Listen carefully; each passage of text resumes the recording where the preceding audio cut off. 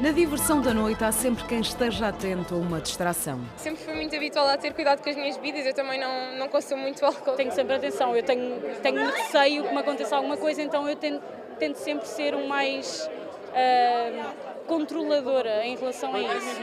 Não gosto de ingerir qualquer coisa. Normalmente quando eu bebo algum drink, alguma coisa, eu sempre fico com a mão em cima, só para prevenir que alguma coisa aconteça. E tem acontecido com mais frequência e a mais mulheres. Um ingrediente inesperado e invisível colocado numa bebida que faz perder o controle da própria vontade. São relatos de apagões, vamos chamar-lhe assim, ou seja, da memória. A pessoa lembra-se de estar, por exemplo, numa saída à noite, num bar, numa discoteca, lembra-se de ingerir alguma coisa, mas depois não se lembra de mais nada, até no dia seguinte acordar e, por exemplo, dizerem-nos coisas como acordei deitada seminua, com as cuecas para baixo, não me lembro do que aconteceu, não sei o que aconteceu, não sei com quem estive, não sei sequer se fui vítima de um crime sexual. Uma perda de consciência que faz com que as pessoas estejam presentes fisicamente, mas ausentes intelectualmente e, portanto, não possam exercer o seu direito à liberdade no sentido consciente, portanto, não têm a capacidade de exercer o seu consentimento livre. As pessoas ficam incapazes de resistir, ficam incapazes muitas vezes de perceber o que é que aconteceu e são inclusive conduzidas ao hospital, porque de facto até ficam inanimadas em algumas situações. O fenómeno designado pelas autoridades de submissão química está a causar preocupação. É um fenómeno relativamente ao qual se está a aumentar a sensibilidade. E verifica-se que é um risco que está presente e é um risco que afeta sobretudo o direito à liberdade. Percebemos, até pelo aumento dos casos que são sujeitos à análise do nosso laboratório, que a casuística está ligeiramente a subir. Sabemos também, por termos tido algumas situações já este ano de criminalidade sexual que poderá ter tido por base este tipo de situações, portanto, sabemos que o risco está ligeiramente a aumentar e está presente. Ainda no mês passado, um homem foi detido pela Polícia Judiciária por violar uma jovem de 26 anos, após ter colocado na bebida substâncias que a fizeram perder a consciência. Esta realidade não é nova, mas tem sofrido alterações e os receios aumentam. Ao longo dos anos sempre se utilizaram substâncias químicas para controlar a decisão física ou a reação física de quem quer que seja.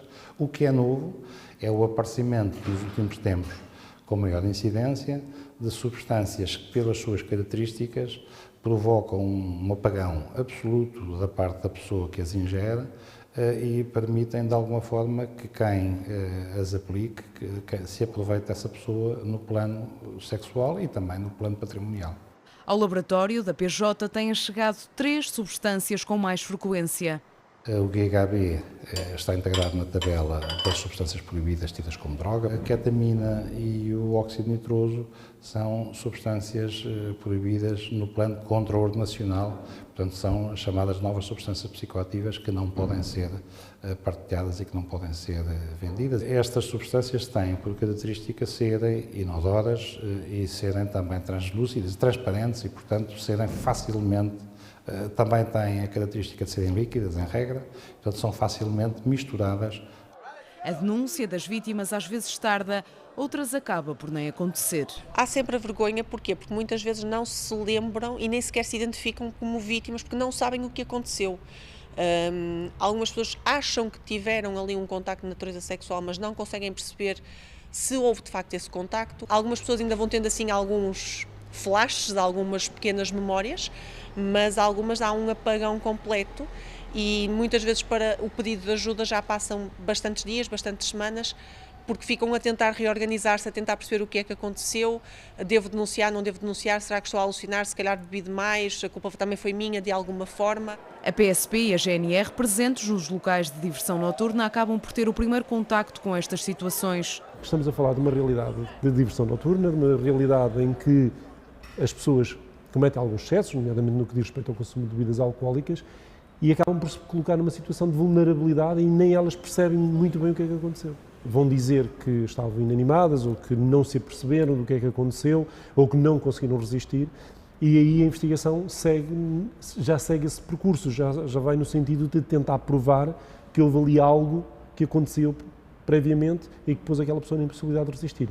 Quando há suspeita de abusos sexuais, a investigação fica a cargo da Polícia Judiciária, mas nem sempre é possível encontrar todas as respostas.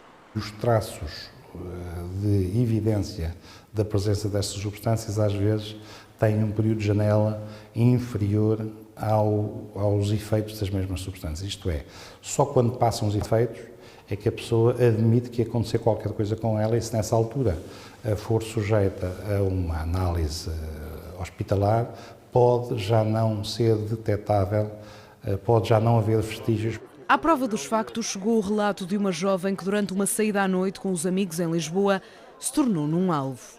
O shot nem era para mim, estava até no sítio onde a minha outra amiga estava. Ela bebeu o da ponta e eu do meio. Eu bebi, fomos para a pista e não sei se foram 20 minutos ou mais e comecei a sentir mais voltas, como se estivesse estado a rodar durante imenso tempo. As pernas muito fracas, parecia que estavam a ficar moles, tipo gelatina.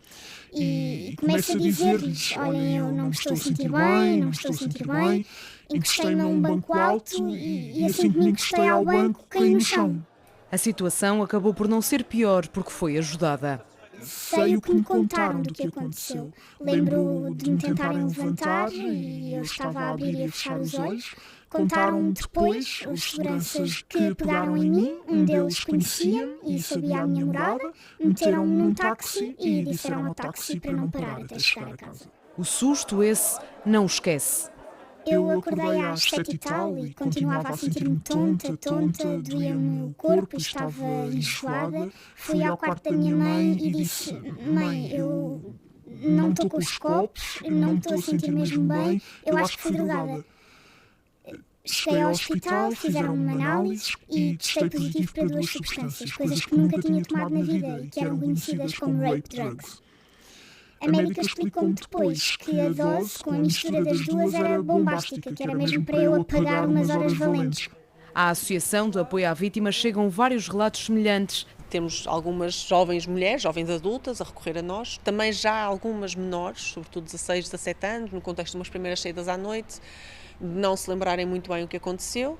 Quem lida com estas situações diz que é essencial apostar na prevenção. É preciso ter alguma atenção, e a atenção simples de as pessoas terem atenção àquilo que consomem e terem atenção ao recipiente em que consomem, isto é, não perca de vista o seu copo, é um conselho simplicíssimo e pode ser prático. Estarmos atentos uns aos outros e estarmos atentos e vigilantes relativamente àquilo que está a acontecer em nosso redor.